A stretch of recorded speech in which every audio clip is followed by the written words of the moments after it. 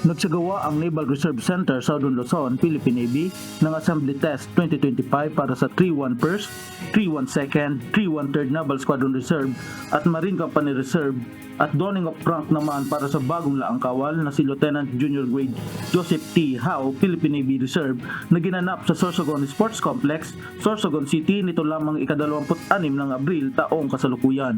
Ang nasabing aktibidad ay aktibong dinaluhan ng may kabuuang 123 na laang kawal mula sa iba't ibang unit ng Naval Squadron Reserve at 75th Marine Company Reserve sa pamamagitan ng zoom-up mula sa iba't ibang lalawigan ng Kabikolan sa pumuno ni Commander Anesito P. Medalla III, Philippine Navy, General Staff Corps, Commander Naval Reserve Center, Southern Luzon.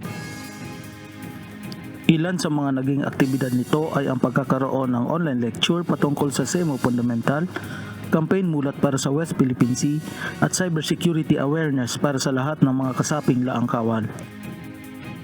Layunin ng nasabing aktibidad na may sagawa ang pagtatala, pag-oorganisa at pagtukoy sa pisikal ng kalagayan ng mga laang kawal, pati na rin ang pagsubok sa antas ng kanilang kahandaan sakaling sila ay kailanganin upang tumulong sa regular na pwersa sa panahon ng kalamidad at pambansang emerhensya.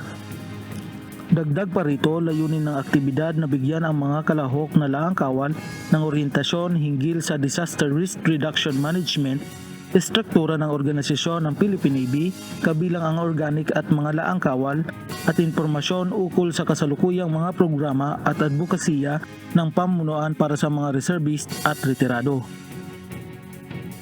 Ang nasabing aktibidad ay nagtapo sa isang seremonya na pinangunahan ni Major General Doroteo C. M. Halandoni, Philippine Navy Marines, Commander Naval Reserve Command bilang guest of honor and speaker.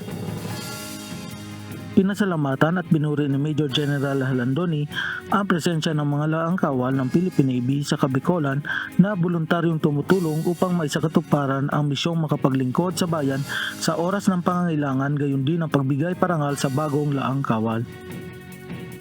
Hinikayat din ni Major General Halandoni ang mga ROTC unit mula sa Bicol Merchant Marine College Incorporated, Estenia Science Foundation School at Veritas College Incorporated na pumasok sa reservist. Ang aktibidad na ito ay patunay na ang Naval Reserve Command ng Inumsandatahang Lakas ng Pilipinas ay patuloy na magsusumikap at mapanatili ang mataas na antas ng kahandaan ng profesionalismo ng ating mga Naval Reserve Force at upang maisulong ang pinagsamang layuning ipagtanggol at paglingkuran ang ating bayan. Mula dito sa Sorsogon Sports Arena, Sorsogon City, ako si Seaman First Class Journalist John Ernest Gandawali, Philippine Navy, nag-uulat para sa Balitang Naporsol.